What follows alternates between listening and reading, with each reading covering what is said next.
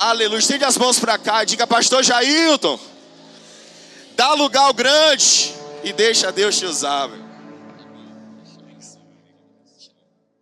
Bom dia, povo de Deus. Que bênção poder estar aqui com vocês nesta manhã maravilhosa. Que louvor ungido, que presença de Deus neste lugar. Abra sua Bíblia, por gentileza, junto comigo no livro de Êxodo. Êxodo, de seu número 40. E nos versículos 34 e 35.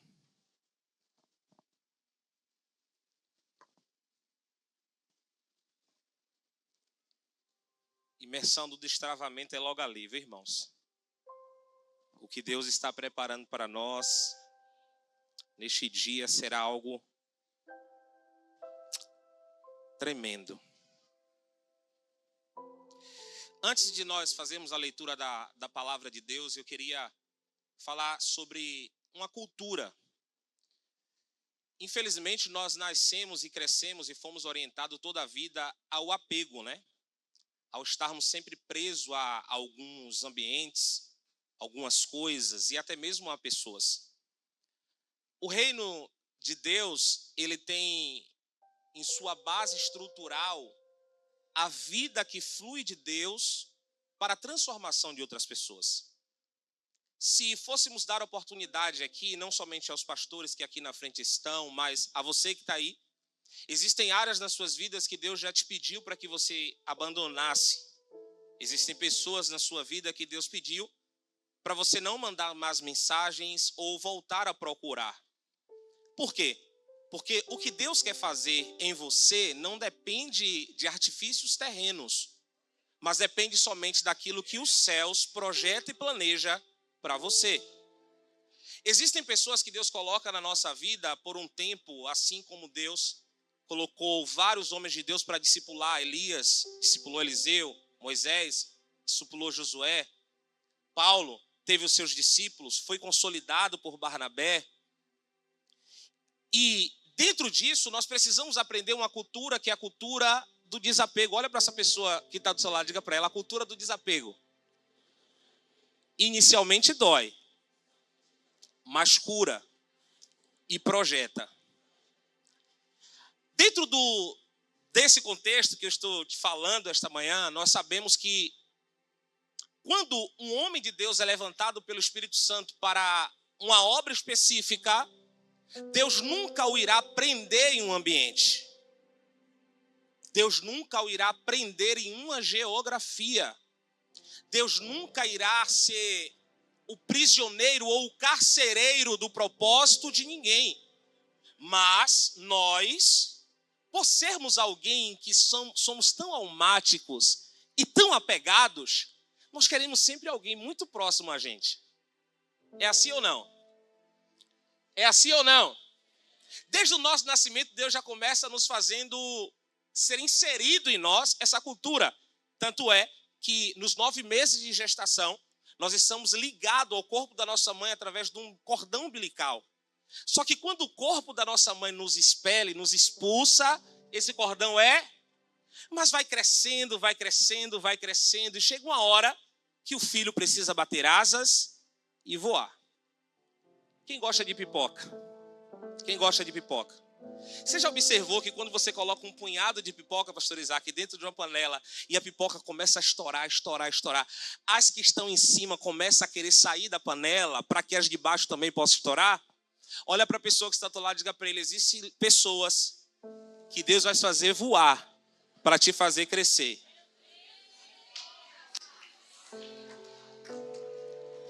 Existem pessoas que Deus... Não é porque não está no propósito, é porque Deus tem propósitos maiores para essas pessoas. E para você, Deus está abrindo caminhos para que você também possa voar. É sabido por todos que o nosso bispo viajou. E quem colocou aqui o nome no carnê? Cadê você que colocou o nome no carnê? Na próxima sexta-feira ele estará lá no Monte Sinai, orando e apresentando a sua vida. E eu quero nessa manhã que você faça uma declaração profética junto comigo. Levante suas mãos, feche seus olhos e você vai declarar comigo nesta manhã. Só um minuto, que eu anotei aquilo que foi me direcionado para eu não poder esquecer.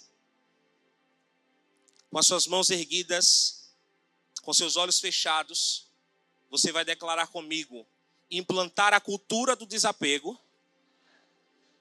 Agora fala com voz de crente. Implantar a cultura do desapego é esperar, após cada viagem, algo novo. Nós liberamos nosso líder a fluir no propósito e receber tudo, diga comigo, tudo o que Deus tem para com o nosso ministério através dessa ida a Jerusalém, a Israel. Você pode aplaudir bem forte o nome de Jesus? Amém!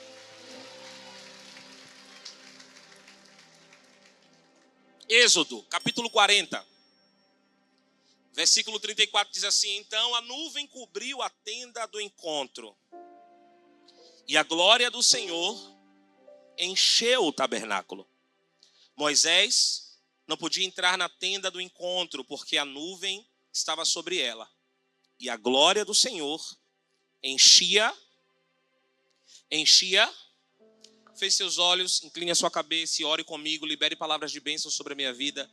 Talvez a palavra que vai te dar um destino está neste altar, está sendo depositada agora nos meus lábios, está sendo depositada no meu coração.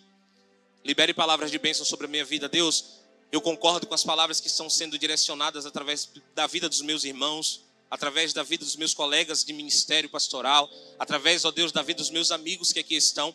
Mas eu quero te pedir, Espírito Santo, que o Senhor tome totalmente a nossa mente. Nós estamos, ó Deus, num metro quadrado, numa geografia que antes de nós estarmos aqui foi consagrado esse lugar.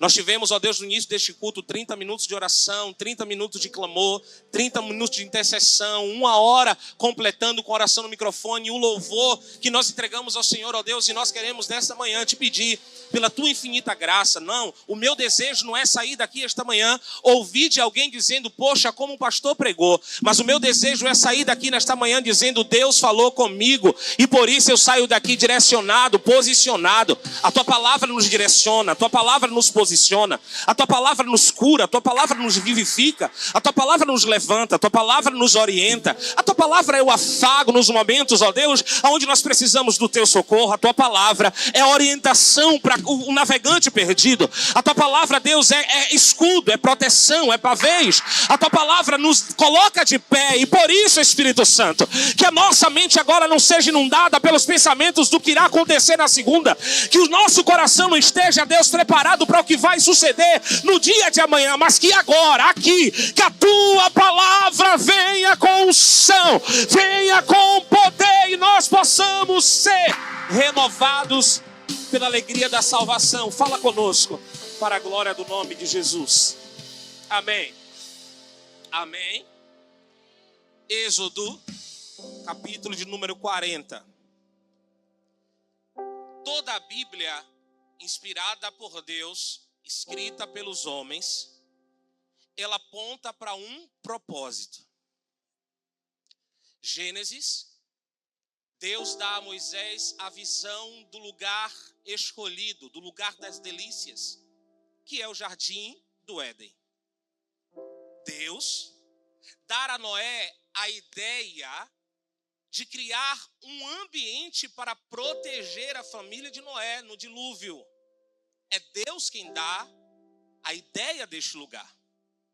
No Gênesis, a ideia era Deus se relacionar com a madeira, iria fazer uma mesa, iria fazer um móvel com esse tipo de madeira. Por quê? Porque a madeira de acácia, ela tinha uns nós. Ela tinha o trabalhar com essa madeira era muito ruim, era muito difícil. Só que Deus dá ordem a Moisés, vai lá e procura a madeira de acácia e constrói a arca. A ordem de Deus é que depois que esse quadrado, e ali tem as medidas, depois que esse quadrado é feito, você vai revestir essa caixa de madeira com ouro por dentro e por fora.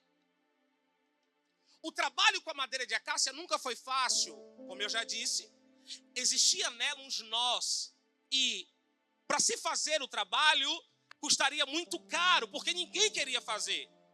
Olha para essa pessoa que está do teu lado, diga para ele: ei, madeira de acácia, Deus te achou.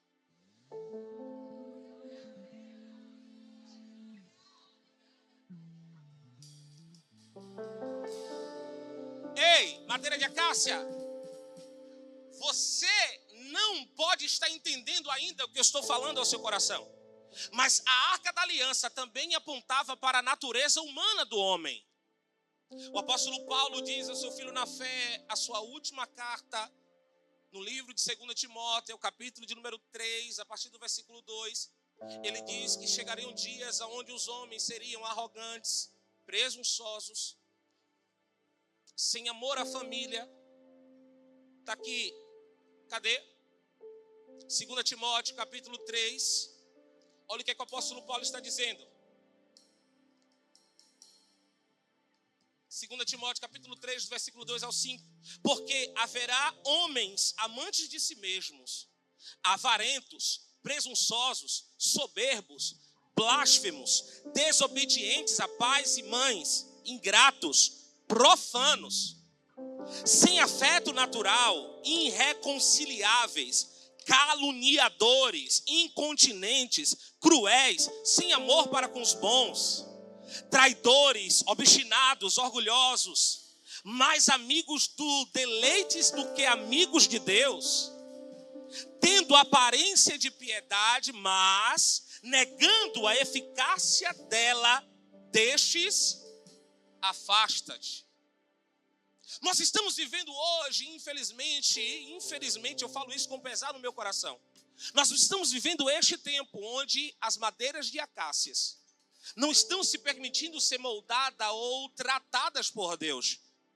E o trabalho de libertação dentro do que é os nossos dias se torna um pouco mais difícil. Por quê? Porque existem pessoas que receberam o espírito de Gabriela.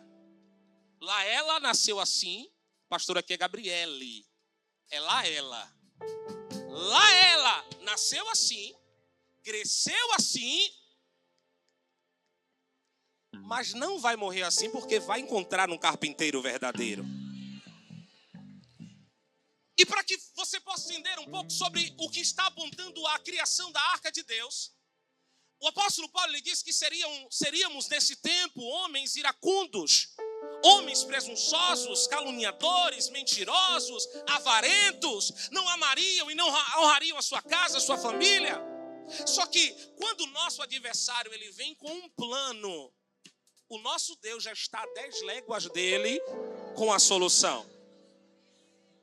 A Bíblia diz no livro de Ezequiel, capítulo de número 28, que no dia que Deus criou o homem, o nosso adversário, com todo o seu brilho, com todo o seu fulgor, ele estava no jardim de Deus. O desejo dele nunca foi ser igual a Deus.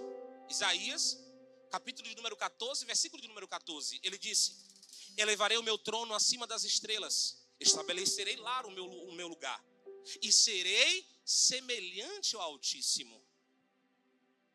Dentro do que é a natureza do homem, Deus reveste a arca por fora com ouro e por dentro com ouro.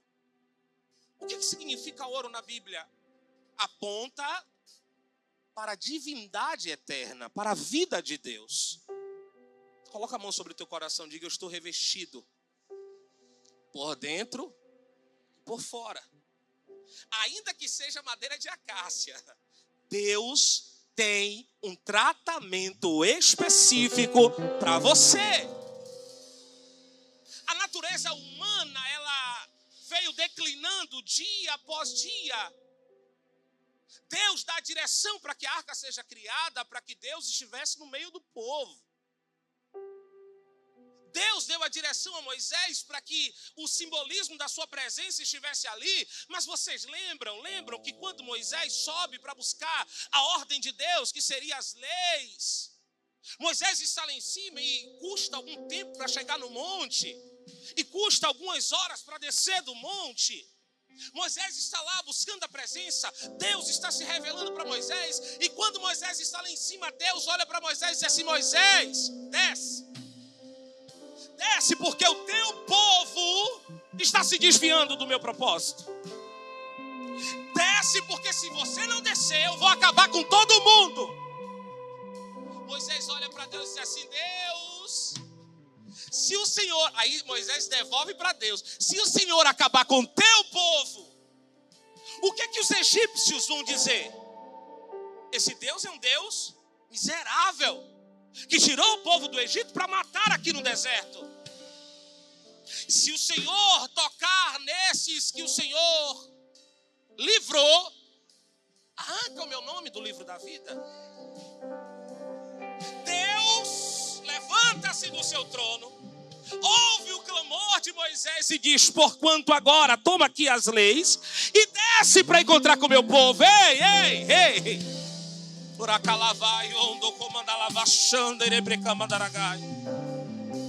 O povo está se desviando. Arão entrega aquilo que estava no seu coração. O povo não pediu um bezerro. Não está escrito isso na Bíblia. O povo pediu um Deus. Arão cria aquilo que está dentro dele e entrega ao povo aquilo que era dele. Só que quando Moisés desce, alguém posicionado nunca vai se contaminar com alguém que já foi. Não, eu preciso repetir isso para que alguém possa dar um glória com mais força. Alguém que já é posicionado em Deus, ainda que tudo na terra esteja mostrando o contrário, ele vai ter o posicionamento dele dizendo: não, eu não me corrompo com a adoração dessa terra, eu não me corrompo com os deuses dessa terra, eu não me corrompo com aquilo que me é ofertado nessa terra, porque eu não sou daqui, eu não sou labacalavaia, eu não sou dessa terra.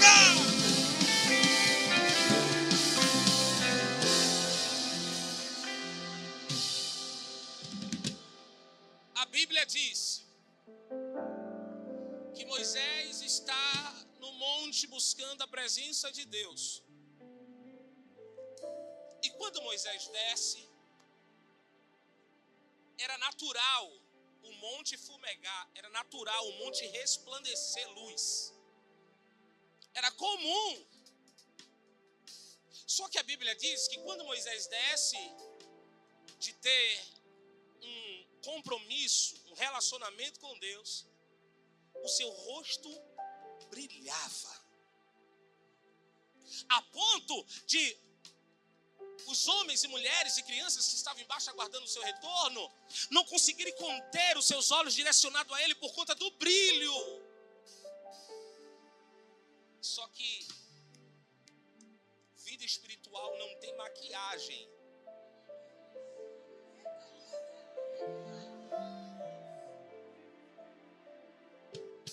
Vida espiritual não é somente uma vida de ritos ou rituais.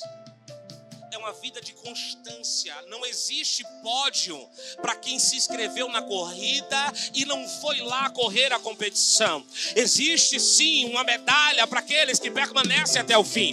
O que o Senhor está querendo dizer com isso, pastor? Moisés, quando desce, a Bíblia no Antigo Testamento diz que o seu rosto brilhava, mas o apóstolo Paulo escrevendo, ele diz: o rosto de Moisés, ainda que a glória estivesse, até desvanecer. Peraí, rapaz, deixa eu explicar uma coisa para você. A glória de Deus, ela permanece na vida daqueles que buscam a glória de Deus. A presença do Espírito Santo se revela na vida daqueles que realmente querem emergir no sobrenatural. Não existe vida com Deus se não existe quarto de oração. Não existe luz no caminho se você não conhece aquele que está na habitação. Não existe o Senhor ser o teu pastor se você anda na roda de escarnecedores. O teu Deus é o Deus de relacionamento. mandamento. Ele diz: eu amo aos que me amam, e os que me buscam me encontrarão. Buscar-me-eis e me achareis quando me buscares. Quando me buscares, quando me camandalavachando. Tem alguém que busca o Senhor aqui nesta manhã? Se manifesta no nível que você recebe. Deus está procurando corações. Deus está procurando homens. Deus está procurando uma geração para ser a sua morada.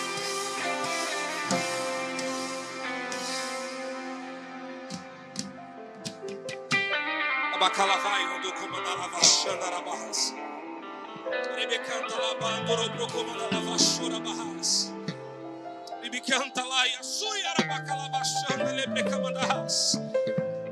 Chegou o dia em que nós precisamos nos posicionar. O Senhor está voltando. A Bíblia diz em 2 Coríntios capítulo 3, versículo 7, que a glória estava se desvanecendo. Sabe o que é que acontece, irmãos? Tem muita gente que pensa que é somente colocar um perfume importado, um terno novo, um sapato bonito. Pronto, alguém vai dizer, ali vai uma mulher de Deus. Não, Deus vai revelar aqueles que são deles. Deixa eu falar para esse lado aqui para ver se esse lado entende. Deus irá revelar aqueles que são deles. Deus irá se revelar através daqueles que são deles. Propostas, mas nenhuma dessa terra vai te derrubar. Proposta, proposta, mas nenhuma dessa terra vai te fazer desviar do propósito de Deus. Deus está te reposicionando. Presta atenção aqui comigo. A Bíblia diz que passa-se o tempo de Moisés. Deus levanta Josué. Com a arca de Deus ele vai e abre o Jordão. Deus levanta outros que foram juízes de Israel. Só que chega um tempo que o povo que foi chamado para ser nação de Deus, eles se desviam do propósito. E agora quem está na liderança daquele povo é Samuel. E Samuel, como juiz, como profeta de Deus naquela nação, ele ouve o clamor daquela terra que estava desviada. Olhando para Deus, ele diz: Deus, e agora? Eles estão te rejeitando. Era um tempo de teocracia, do governo de Deus sobre o povo. Samuel olha para Deus e diz a ele: Deus, e agora? Deus olha para Samuel e diz a Samuel: Samuel, eles não estão rejeitando a você, eles estão rejeitando a mim. E quando eles começam a rejeitar a Deus, vem acontecendo só decadência. A ponto de, antes de começar o tempo democrático, o tempo onde democracia não, teocracia não, o governo de um rei, monarquia, é tanta aquia que acaba sumindo da cabeça. A monarquia, antes de iniciar a monarquia, a Bíblia diz que existia um sacerdote chamado Eli. Diga comigo, Eli. 2 filhos, Ofni e Finéias, que era tido pela Bíblia como filhos de Belial, fazendo tudo que era contrário à vontade de Deus. A ponto desta arca que nós lemos aqui no capítulo de Êxodo 40 ser tomada. A arca é levada e nasce uma criança que o seu nome era Icabod ou Icabô. Foi-se a glória de Deus. E agora, sem a presença de Deus, o que é que a gente faz? Faz que nem Saul. Faz que nem Saul. E cá passou, Maurício. Faz que nem Saul. A glória de Deus saiu da vida de Saul. A glória de Deus saiu da vida daquele que foi escolhido pelo povo para governar o povo. Só que aí ele viu um homem assim, todo de branco, parecendo um homem do mistério. E diz a ele: ó, eu já sei que Deus já não está mais comigo, mas bora tirar uma foto junto? Você vai comigo no restaurante? você faz uma live comigo? Você anda comigo pelas ruas? Aí você pergunta, Para quê? para que todo mundo veja que você está comigo, e se você está comigo, o Deus que você serve também está comigo. Me presta lá, rapaz, a sua imagem. Me presta lá o seu engajamento na internet. Me empresta lá o seu network, a sua influência. Você precisa entender, irmão, não tem como maquiar aquilo que não é do reino de Deus. Ainda que você ande com homens de Deus, não te fará homens de Deus. Mas se você anda com homem de Deus, e na hora da oração, na hora do jejum, na hora do propósito, você está junto, não é o homem de Deus que vai com você, é Deus que vai com você. É Deus que está com você. Eu sou ministrando ao teu coração nesta manhã te dizendo: chegou o tempo de você se responsabilizar pela tua vida espiritual, porque Ele virá. Ele virá. Eu sinto graça de Deus para ministrar nesse lugar. Jesus está voltando e Ele quer te encontrar. Orabacalavaxanda, uribicanta lavaxanda lá pra Biribianda, xanda lá pra calabaça. Biribianda, labacalavax. Biribianda lá pra calabaça. Deita lá, banda calavaxanda arábia. Não é andar com alguém que tem vida espiritual que te fará ser conhecido no céu. Não é Canaã. Não é, não. Você precisa ter relacionamento.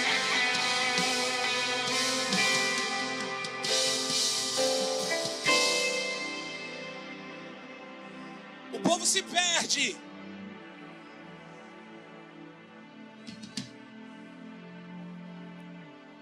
O povo se perde. O povo se desvia. O povo se torna iracundo. O povo se torna presunçoso. Não amante da sua vida, da sua família, mas amante de si mesmo. Só que Deus havia feito, evangelista Áquila, uma promessa. Eis que do rebento de Jessé eu levantarei aquele que será o salvador desta nação. Isaías capítulo de número 11, versículo 1 e 2, olha o que está escrito. Olha o que está escrito. Isaías capítulo 11, versículo 1 e 2, eu já estou caminhando para o final. Está aí? Leia aí, por favor. Que não está aparecendo aqui em cima para mim, não. Leiam aí. Vixe, voltou? Pronto. Vamos lá de novo.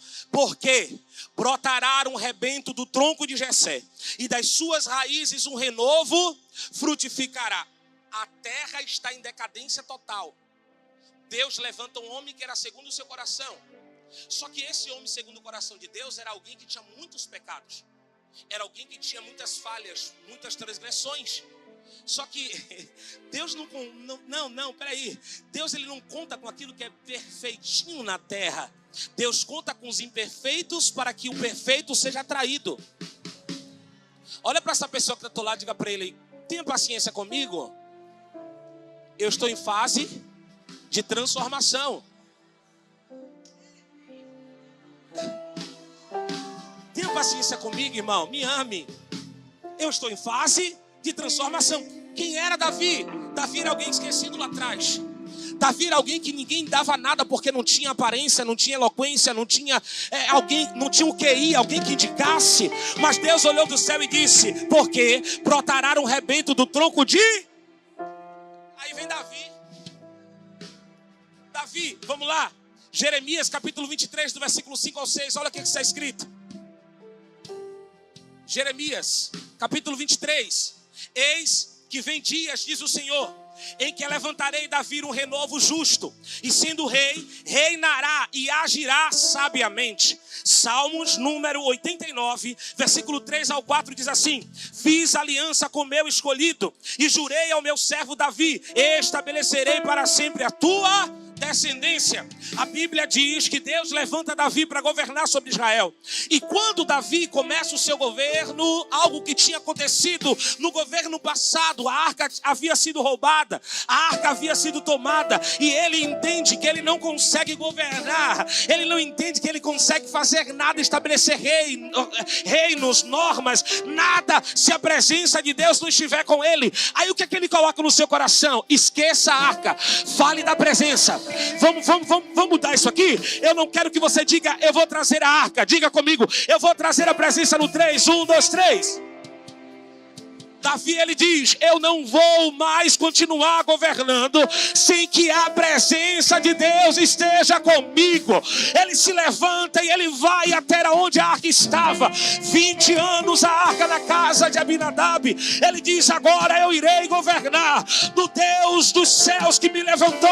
Mas eu não posso mais governar sem a presença de Deus do nosso meio. Olha para essa pessoa que está do lado, diga para ela, você precisa trazer de volta a presença. Você precisa trazer de volta o resgate da presença. Sem a presença você não canta. Sem a presença você não prega. Sem a presença você não administra bem a tua empresa. Sem a presença de Deus, nada nós somos. Nada nós somos. Nada nós somos. É a presença que te move. É a presença que te levanta. É a presença que te restaura.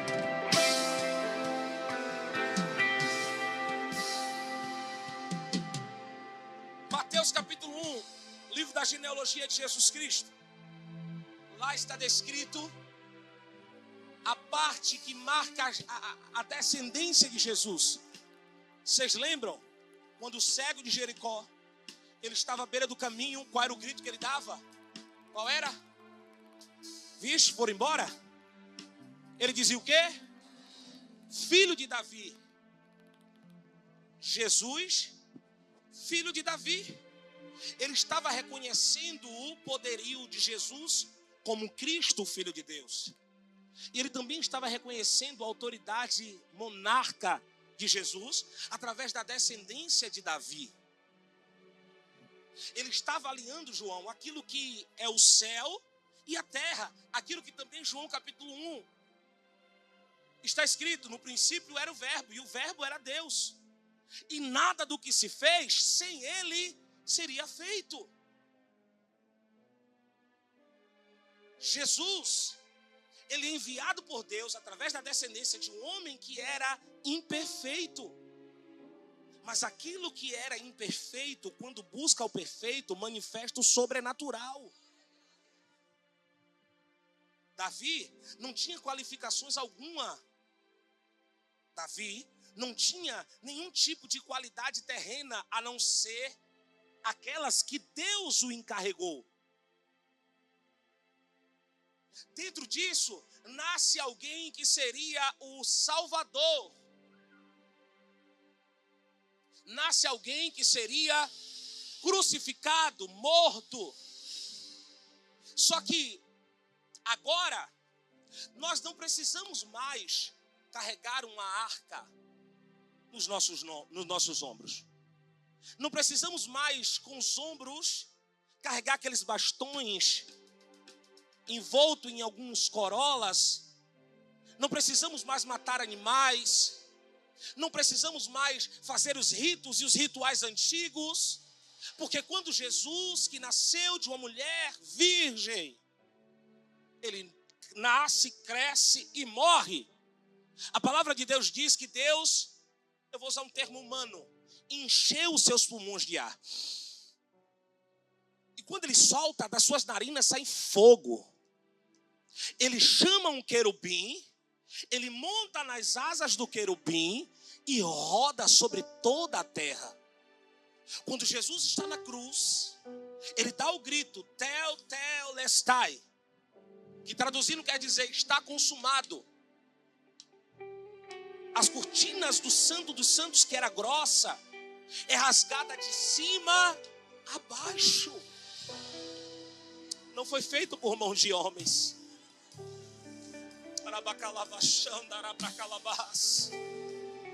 A terra estremece, não dá mais o seu fulgor. Os homens começam a olharem um para os outros, perguntando: o que fizemos? Só que quando o véu está sendo rasgado, aquele que é a glória de Deus, ele desce nas partes mais baixas e ele começa a falar com espíritos aprisionados. E eu posso ver agora Jesus descendo. E quando ele desce, ele vai até o inferno. E os demônios ficam endemoniados, um olhando para o outro. Peraí, aqui só fedia enxofre, aqui só fedia queimado, mas agora eu estou vendo uma luz diferente, um cheiro diferente. Quem é esse? Quem é esse? E eles começam a recuar. E Paulo disse: e há de ser que ele descerá nas nuvens, e todo olho verá, toda língua confessará que quem? Que Jesus, que Jesus, que Jesus, que Jesus, que Jesus é o Senhor.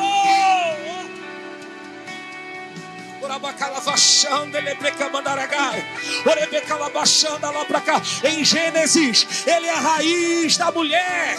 Em Êxodo, ele é a porta que se abre. Ele é o Senhor da sua vida. E se você nesta manhã acredita nisso comigo, salta do teu lugar, dá um glória a Deus bem forte.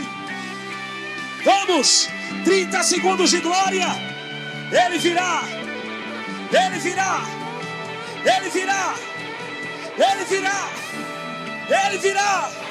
Aquele que foi morto, aquele que foi morto, aquele que veio como ovelha, morreu, ressuscitou e ele está voltando. Vamos, 30 segundos de glória. Vamos, vamos, vamos.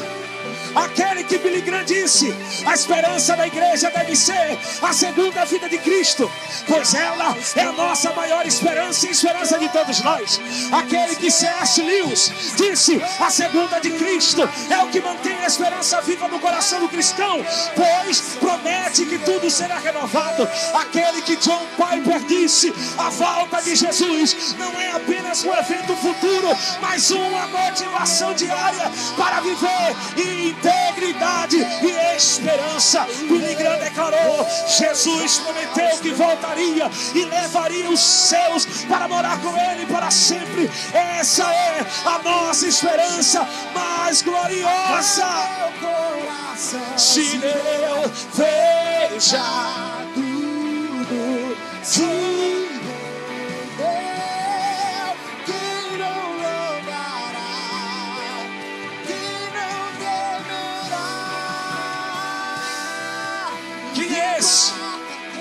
quem é esse? Quem é esse? Quem é esse? Maior que toda a sua projetou, importa que ele seja. Ele é o centro da sua vida, ele é o centro da sua adoração. O único Senhor. Aleluia. Em Gênesis, ele é a semente da mulher que esmaga a cabeça da serpente. Em Êxodo, ele é o cordeiro pascual cujo sangue livra da morte. Em Levítico, é o sumo sacerdote eterno, é o sacrifício perfeito que tira o pecado do mundo. Em Números, é a serpente de bronze levantada para curar e salvar. Em Deuteronômio, é o profeta como Moisés prometido para falar as palavras de Deus. Nos livros históricos, Josué e Esté. Em Josué, ele é o verdadeiro capitão da salvação. Em Ruth, ele é o parente redentor. Em Reis e Crônicas, o rei prometido da linhagem de Davi. Em Esté, é o intercessor que salva o povo mesmo quando o nome de Deus não é mencionado. Nos livros poéticos de Jó, Cantares, em Jó, ele é o redentor vivo. Em Salmos, ele é o bom pastor, o filho amado, o rei ungido. Em Provérbios, a sabedoria eterna de Deus. Em Cantares, o noivo que ama a sua noiva, a imagem de Cristo. E ela está aqui nesta manhã. Nos profetas maiores e menores, em Isaías, o servo sofredor, o maravilhoso conselheiro. Em Jeremias, o renovo justo de Davi. Em Ezequiel, o pastor verdadeiro. Em Daniel, o filho do homem que recebe o reino eterno. Em Oséias, o esposo fiel que redime a sua esposa infiel. Em Miqueias, o rei nascido em Belém. Em Zacarias, o transpassado, por quem choraria. Em Malaquias, o sol da justiça. Dos evangelhos, o Cristo é manifesto. Em Mateus, o rei Messias, filho de Davi. Em Marcos, o servo de Deus, que veio para servir e dar a vida. Em Lucas, o filho do homem. Em João, o filho de Deus. Em Atos, o Cristo proclamado, o autor da salvação. Nas epístolas, em Romanos, nosso justificador. Em Coríntios, o fundamento da igreja. Em Gálatas, o libertador da lei. Em Efésios, o cabeça do corpo. Em Filipenses, exemplo de humildade. Em Colossenses, a imagem de Deus invisível. Em Tessalonicenses, o rei que voltará. Em Hebreus, o sumo sacerdote. Em Tiago e Pedro, o modelo de fé viva. Em João e Judas, o amor de Deus encarnado e o guardião dos fiéis. Em Apocalipse, o Cristo glorificado. E aqui na Arena Batista da Orla, o Deus que é exaltado. Vamos!